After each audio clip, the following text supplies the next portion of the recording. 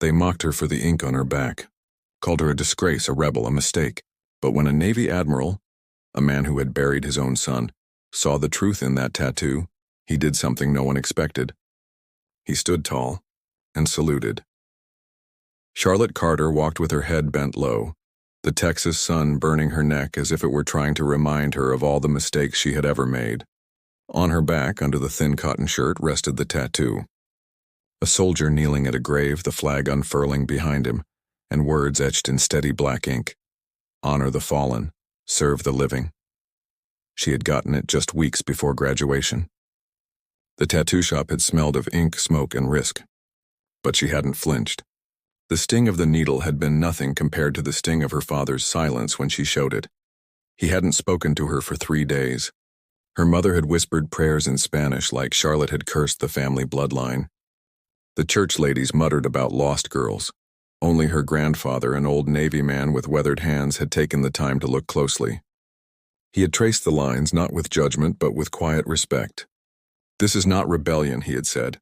This is remembrance. Still, when Charlotte walked through town, she felt eyes like knives. Even at the gas station, she overheard a woman murmur, "She marked herself for life. Who will marry her now?" That night, she sat on her bed staring at her broken watch, the one her grandfather had worn in Vietnam. The glass was cracked. The hands stuck at 3:17. Time had stopped, but the weight of his service hadn't. She wore it anyway because it reminded her of everything she wanted to be. Her empty wallet lay next to it. Every cent she earned from part-time shifts went to training gear, protein bars, or gas for the drive to the recruiter's office. She wanted to enlist. She wanted to serve. But the laughter followed her everywhere. When she walked into the diner one evening, a group of boys whistled. "Show us the flag, Carter. Or is it just a tramp stamp with an anthem?" Their voices boomed, but nobody in the diner told them to stop.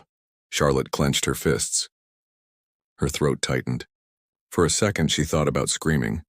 Instead, she pulled out the broken watch from her pocket and pressed it to her palm. It didn't tick, but it gave her strength. They won't understand now, she thought, but they will. And when she stepped out into the dusty road that night, a storm gathering far out on the horizon, she promised herself, no matter the ridicule, she would walk this path, yet she didn't know. The first real battle wasn't with her town, her parents, or even herself. It was waiting for her at the military processing station, where the truth of her tattoo would decide whether her journey even began. Cliffhanger. Charlotte stood in line the next morning, medical gown tied at the back, her tattoo exposed for the first time before strangers. The doctor walked in, sharp eyes scanning her skin. The room went silent. Then the doctor stepped closer, finger hovering over the ink. Charlotte sat on the edge of the examination table, her gown loose at the shoulders, her heart pounding like a war drum. The sterile room smelled faintly of alcohol swabs and rubber gloves. On the wall, a clock ticked too loudly as if mocking the silence. The doctor, a woman in her 50s with sharp eyes and hair pulled back in a tight bun, circled behind Charlotte. For a long moment, she said nothing. Charlotte's skin prickled where the cool air hit the tattoo on her back. Finally, the doctor spoke. "This is unusual." Charlotte clenched her jaw. She expected another lecture, another disapproving shake of the head. She braced herself for rejection, the kind that would send her back home to the dusty road, back to whispers and stares. But the doctor surprised her. "It's beautiful," she said simply, "and meaningful. Not many come in with something like this. It shows heart." Charlotte blinked. For the first time in months, someone saw it. Really saw it. Her chest loosened. She nodded, whispering, "Thank you." The doctor gave no more comment, just signed the papers. But that single sentence lit a fire inside Charlotte. The tattoo wasn't shame. It was strength. Weeks later, at Fort Leonard Wood, the fire was tested. The mornings were brutal. Whistles shrieked before dawn. Mud stuck to her boots. Sweat burned her eyes. Every task was inspected, every flaw magnified. Beds had to be folded razor sharp, voices had to boom like thunder, and bodies had to endure until they almost broke. Charlotte pushed harder than most. She ran until her lungs clawed for air. She carried packs heavier than her frame should allow. Every night she opened her empty wallet and stared at it like a mirror, a reminder of the cost. She had nothing left of her old life. No savings. No friends who called. No parents writing letters, but she had purpose. It wasn't long before her secret slipped. In the crowded barracks, privacy was a luxury no one could afford. One evening, while changing, someone caught a glimpse. Whispers followed. A laugh. A sneer. "Carter's got herself a billboard," one private muttered. "Trying to prove she's tough." Another chimed in. "What's next? Property of the Navy on her forehead?" The laughter stung, but Charlotte bit down on her tongue. She wouldn't give them the satisfaction of seeing her flinch. Not everyone mocked. Some looked with quiet respect. A girl from Georgia whispered one night, "It's actually beautiful." But the louder voices drowned the softer ones. The worst was Private Johnson, a big man from Detroit who thrived on making others feel small. One night he sneered loud enough for the whole barracks to hear, "Real soldiers don't need ink to prove their loyalty. She's just pretending." Charlotte's fist curled, nails digging into her palms. She wanted to shout back, but instead she pulled out her grandfather's broken watch from her locker. She wound it, though it would never tick. She pressed it against her heart and whispered silently, "Let my actions speak." Training became her battlefield. She outshot most of the men on the range. She finished obstacle courses gasping but first across the line. She never complained, never faltered. One evening, after a grueling field exercise, Sergeant Williams, a veteran with 20 years carved into the lines on his face, called her aside. His voice was rough, but his eyes carried something softer.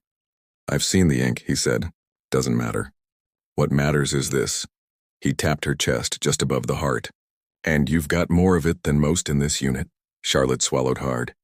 The words were like water in a desert. For the first time in weeks, she slept without clenching her fists. Graduation came. Rows of uniforms, boots polished to mirrors, voices sharp with pride. Her family sat in the stands. Her mother cried. Her father clapped stiffly, and her grandfather wore his old Navy cap with trembling hands. When the ceremony ended, her father pulled her aside. His voice was low, uncertain. "I may not like the tattoo," he said, "but I can't deny what you've become. You belong here." Charlotte didn't answer. She only looked down at the broken watch on her wrist, its cracked glass catching the sunlight. For once it didn't feel broken. But the road ahead was longer than she imagined. Fort Leonard Wood was only the beginning. The real test waited at her first assignment, where soldiers didn't whisper in barracks but judged in silence with eyes that had seen combat. The bus ride to Fort Bragg rattled her bones. Charlotte sat by the window, forehead pressed to the glass, watching miles of cracked highways and dusty roads slip past. Each bend felt like a passage from her old life into something harder, something sharper.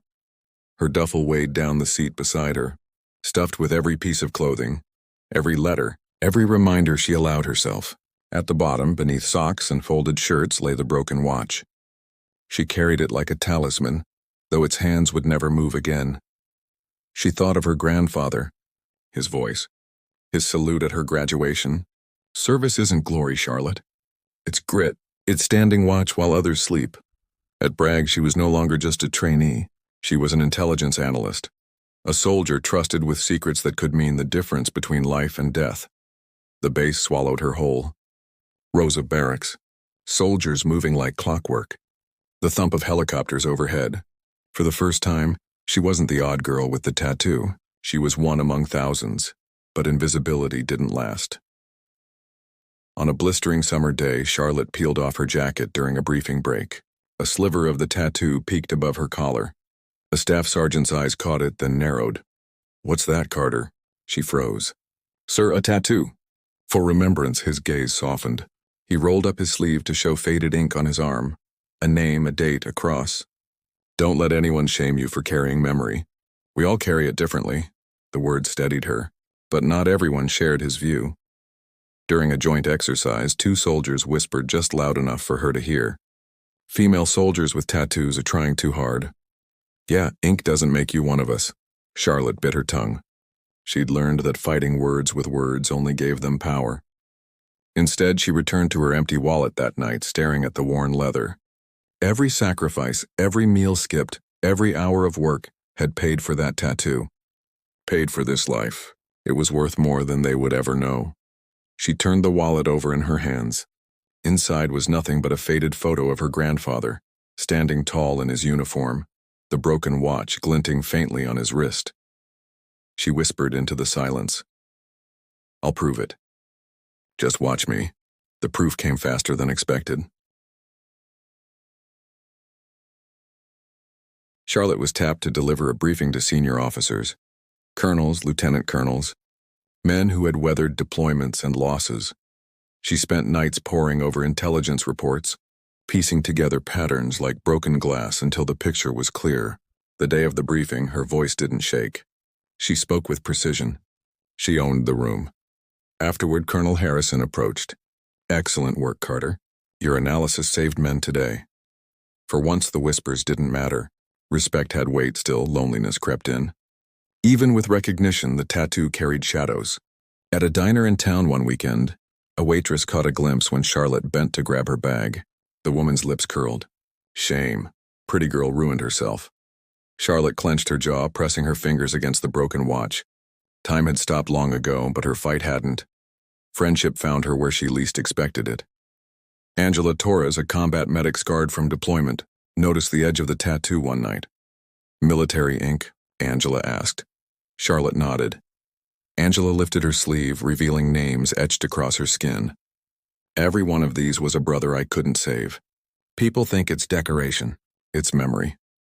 For the first time, Charlotte didn't feel alone. 2 years passed. She worked harder. Volunteered for every assignment, earned ratings that made superiors take notice. But the tattoo still carried weight in whispers, still drew eyes that judged without knowing. Then came the news. Deployment to Afghanistan. The announcement echoed in her chest like a drumbeat. 1 year overseas. Direct support for combat units. Danger real enough to cut. Her mother cried on the phone. Her father said little. Only her grandfather's words steadied her. Your ink means even more now. You'll live it, not just wear it. Pre-deployment training was brutal. New languages, new customs, new fears. Yet soldiers began looking at her tattoo differently. In the barracks, someone murmured, "Seeing that makes me remember why I'm here." Even Lieutenant Colonel Stevens, head of her unit, called her into his office. "You'll be carrying heavier responsibilities out there, Carter. You've got the mind and in the heart." Charlotte left his office with her hands trembling. She walked the dusty road outside the barracks that night, the air thick with dust and jet fuel. She looked at the broken watch, then at the empty wallet, then at the road stretching endlessly ahead. This is it. The real fight begins. The flight to Afghanistan felt endless. Charlotte sat wedged between two soldiers, her duffel pressed against her boots. The cabin reeked of sweat, oil, and anticipation. She clutched the broken watch in her fist until the jagged glass dug into her palm. When the plane touched down, the desert greeted them with a furnace blast of air. Dust clung to her skin, found its way into her eyes, into her throat. Helicopters roared overhead. Convoys lined up like iron beasts waiting to move. She whispered to herself, "Honor the fallen, serve the living." The words on her back burned like fire. Life on base was relentless. Intelligence flowed in every hour of the day. Charlotte spent nights bent over maps, days piecing together reports. The work was heavy, precise, dangerous in its consequence. Every wrong judgment could cost lives. Her tattoo became a quiet beacon in the chaos. Soldiers she barely knew pulled her aside. "Carter, your ink. It reminds me of home." But not everyone saw it that way. Captain Williams, head of a special forces unit, eyed her skeptically during their first briefing. "An analyst fresh out of training," he muttered to another officer. "And she's decorated in ink already?" Trying to prove herself, Charlotte bit her lip. She wanted to argue, but she knew better. Instead, she let the broken watch steady her. Actions, not words. She delivered her analysis with precision. Clear, sharp, undeniable. When the captain asked questions, she answered each with quiet confidence. Afterward, his tone softened. "Good work, Carter. Didn't expect it. Keep it up." Weeks blurred into one another. Missions launched. Reports piled. The tattoo no longer hid under collars and jackets. In the Afghan heat, glimpses showed, and with each glimpse, whispers shifted from ridicule to curiosity, then to respect. One night, after a mission ended without casualties thanks to her intel, Captain Williams stopped her. "Your ink, what's the story?" Charlotte told him, her grandfather, the memory, the vow. Williams nodded, gaze heavy. "I misjudged you. That tattoo, it's not bravado. It's weight, and you carry it well. The words filled her chest like air after drowning. But Afghanistan was unforgiving. Convoys hit IEDs. Soldiers didn't come back. Charlotte wrote reports with shaking hands, sometimes with tears dropping silently onto the paper. The tattoo seared her back every time she passed memorial walls filled with names. It was as though the ink itself was alive, binding her to promises she could never abandon. Then came the announcement.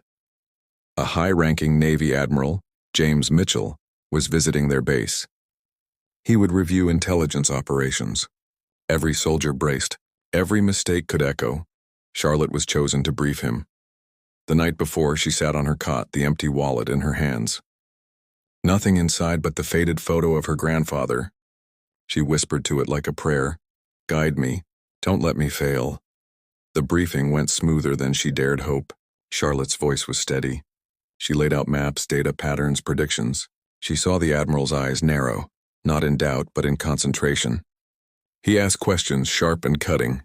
She answered each without falter. When it ended, Admiral Mitchell nodded once. "Good analysis, Sergeant Carter." Relief washed over her. She thought it was finished. But later that afternoon, her supervisor approached. "Carter, the Admiral wants to see you. Alone." Her stomach dropped. The conference room was quiet when she entered. The Admiral stood by the window, looking out at the desert sky. He turned slowly, his eyes fixed on her. "I wanted to speak to you," he said. "Not just about your briefing. I've heard whispers about your tattoo." Charlotte's breath caught. She braced for censure, for judgment. "Sir, it represents—" she began, but he raised a hand. "I'd like to see it." Her throat tightened. It wasn't a request. With trembling fingers, she lifted the back of her uniform. The room went silent. The Admiral stepped closer, studying every line, every shadow, every word. His expression shifted, from stern to something softer. Finally, his voice broke the silence. "This is one of the most meaningful pieces of military art I've ever seen." Charlotte blinked. "Sir?" His jaw clenched. "I lost my son in Iraq, a Marine. An IED took him 7 years ago. I've spent every day since asking what honor means, what remembrance means. Your tattoo," his voice faltered, "it says what I never could." Charlotte's chest tightened, tears threatening. She whispered, "I wear it so I never forget. For him, for all of them." The Admiral's eyes glistened. "Sergeant Carter, would you permit me to salute it?" Charlotte froze. A 4-star Admiral asking her permission? Her voice cracked. "Yes, sir." The air in the conference room thickened. Charlotte felt her breath catch as Admiral Mitchell stood tall, shoulders squared, hand lifted in a flawless salute. He didn't salute her rank. He didn't salute her as an analyst. He saluted the ink, the vow etched on her skin. For those seconds, time stopped. Even her broken watch would have believed again. Charlotte's throat burned. She swallowed hard, but her eyes blurred anyway. When he lowered his hand, silence lingered. Then he stepped forward. His voice, low but unshakable, carried the weight of decades. "Thank you. For carrying memory not just on your skin but in your heart. For reminding us all what service truly means." Charlotte tried to speak but only managed to whisper, "Sir, it's my honor." Word spread like fire. Soldiers whispered it in barracks. Officers spoke of it in mess halls. A Navy Admiral saluting a tattoo, none heard of. Yet it happened. Respect followed her now, not whispers. Soldiers nodded when she passed. Some even touched their own hidden ink with new pride. Messages poured in from across the branches. Veterans wrote to her, "Your story gives us hope." Pilots, medics, Marines, all carried their own scars, their own tattoos, their own memories. Charlotte realized it wasn't about her anymore. It was about everyone who bore memory in silence. Months later, when her deployment ended, the Admiral himself came to see her off. He handed her a letter of commendation, his signature bold at the bottom. "Your service has been exemplary. But more than that, your tattoo has reminded us that remembrance is service. That honor is living, not just spoken." When Charlotte returned home, her town didn't whisper anymore. Her mother wept with pride. Her father, for the first time, said, "I was wrong. Forgive me." And her grandfather, frail but smiling, pressed the broken watch into her hand.